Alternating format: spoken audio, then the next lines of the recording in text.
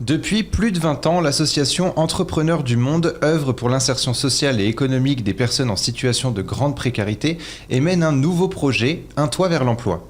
Pour en parler avec nous dans le MAG, Franck Renaudin, fondateur de l'ONG Entrepreneurs du Monde. Bonjour et bienvenue sur Sensation. Bonjour. Alors l'association Entrepreneurs du Monde, je le disais, œuvre pour l'insertion sociale et économique des personnes en situation de grande précarité. Quel est le diagnostic derrière la création du projet Un toit vers l'emploi ? Alors Entrepreneurs du Monde œuvre dans les pays en développement, donc avec des caractéristiques de population en précarité bien différentes des caractéristiques des populations ici sur le territoire national. Donc le diagnostic n'est pas forcément le même, mais personnellement j'avais envie, après plus de 20 ans dans les pays en développement, de m'intéresser à la question des personnes en grande précarité ici dans notre territoire et notamment donc, sur la métropole de Rouen, avec notamment, à la différence de ce qu'on rencontre dans les pays en développement, la question de l'accès au toit qui est un besoin évidemment essentiel, vital pour tout le monde. Et alors qu'aujourd'hui, on a quand même environ 150 000 personnes en France qui, chaque nuit, ne savent pas où dormir. Donc il y a une spécificité bien particulière dans les pays occidentaux qui est cet accès au toit. Et la genèse d'un toit vers l'emploi, eh bien, c'est la volonté de commencer d'abord par procurer un toit à des personnes en situation de rue et après seulement de s'occuper de la question de l'insertion économique. Alors à quel moment vous vous êtes dit que vous alliez justement faire ce projet ? En 2017, suite à la lecture d'un article dans le magazine La Vie, où j'ai découvert le principe des tiny house, donc ces petites maisons mobiles en bois qu'on peut déplacer relativement facilement. Et là, ça a été pour moi une évidence. J'ai refermé cet article en ayant les idées très claires sur ce que j'avais envie de faire, ce que j'avais envie de tester, parce qu'en France, il y a énormément de programmes pour des personnes en situation de rue. On est sur un territoire très dynamique et notamment ici à Rouen. Mais par contre, il y a extrêmement peu de dispositifs qui permettent de répondre au problème de la mobilité. Et là, je me suis dit, on répond au problème du toit, on répond au problème de la mobilité. Donc, voilà, c'était parti après la lecture de cet article. Alors, deux termes importants, toit et emploi. Comment est-ce que ce toit peut accompagner une personne sans logement vers un emploi ? Eh bien, on a, d'après les différents acteurs qu'on a pu rencontrer de façon assez évidente, des personnes en situation de rue ont très peu d'opportunités d'emploi en raison de leur situation de rue. Et c'est évidemment extrêmement compliqué de trouver du travail et d'être régulier dans ce travail quand on n'a pas d'endroit où se doucher ou dormir, ou voilà, pas de retour à la confiance, pas de dignité, bien évidemment. Et ces mêmes personnes ont un problème très important de mobilité. Elles n'ont pas de mobilité.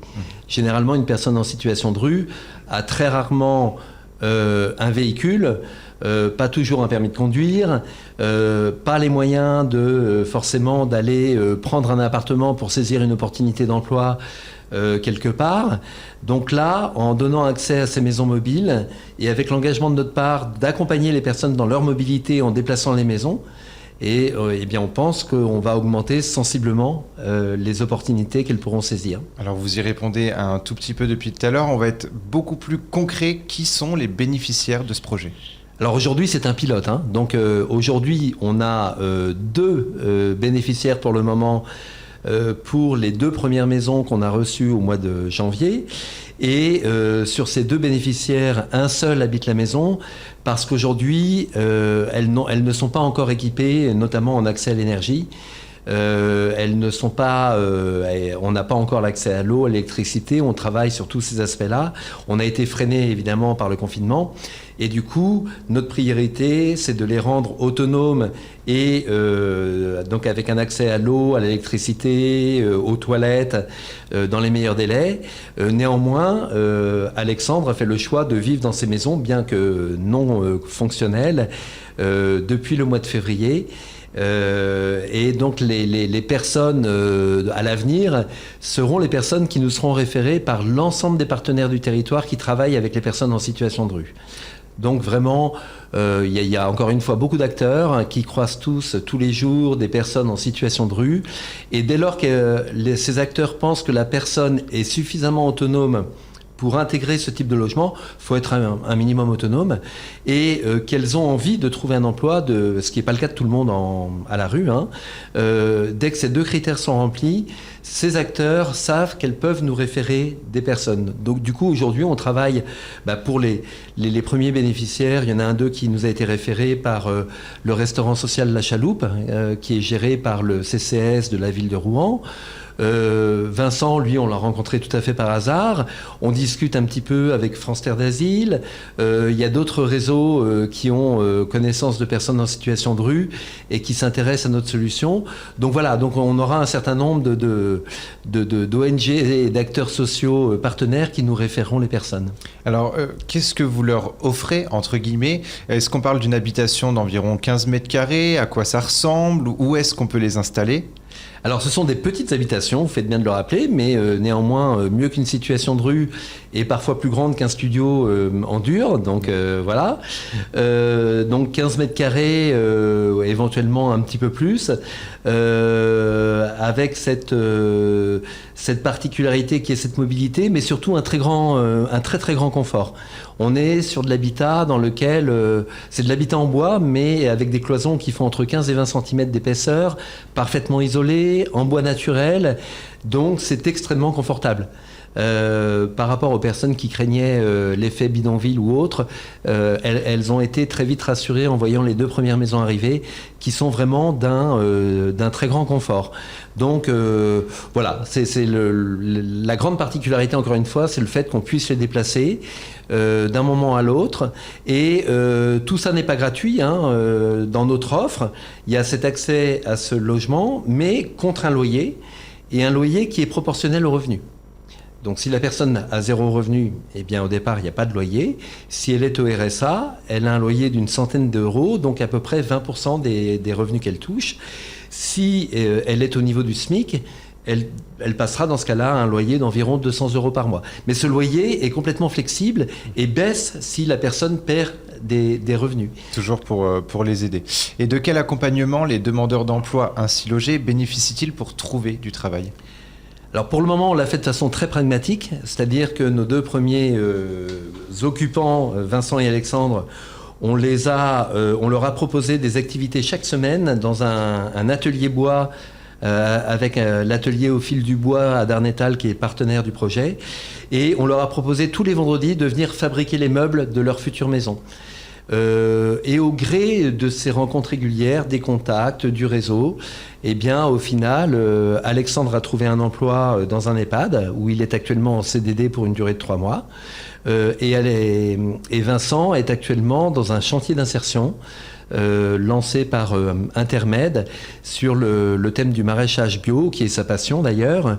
Voilà, donc très vite finalement, très rapidement, sur ces 2 premiers exemples, on a pu trouver une activité avec beaucoup de pragmatisme.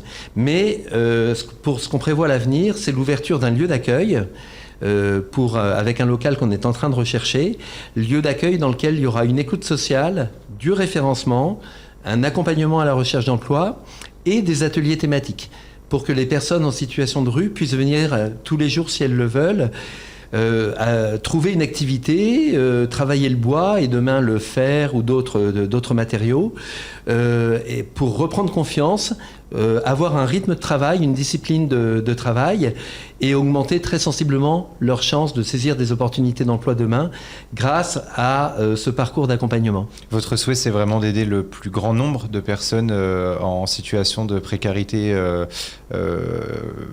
forte. Oui, parce qu'en plus, on a la chance sur la métropole de Rouen d'être dans une métropole où le nombre de personnes en situation de rue est sensiblement inférieur à d'autres grandes métropoles. Ça ne veut pas dire qu'il n'y en a pas, il y en a plusieurs centaines, bien évidemment, mais quand on compare à d'autres grandes villes, il y en a, rapporté au nombre d'habitants, beaucoup moins qu'ailleurs, et du coup, on a vraiment, si on le souhaite, on a vraiment l'opportunité de tendre vers un territoire 0 personne en situation de rue sur cette métropole, encore une fois, grâce au contexte, grâce au dynamisme des nombreux acteurs déjà présents, grâce aux collectivités locales sensibles globalement sur ce sujet. Donc voilà, il y a une possibilité pour nous tous de faire en sorte qu'il n'y ait plus personne en situation de rue dans les années qui viennent sur cette métropole. Et on espère que le projet ira très très loin.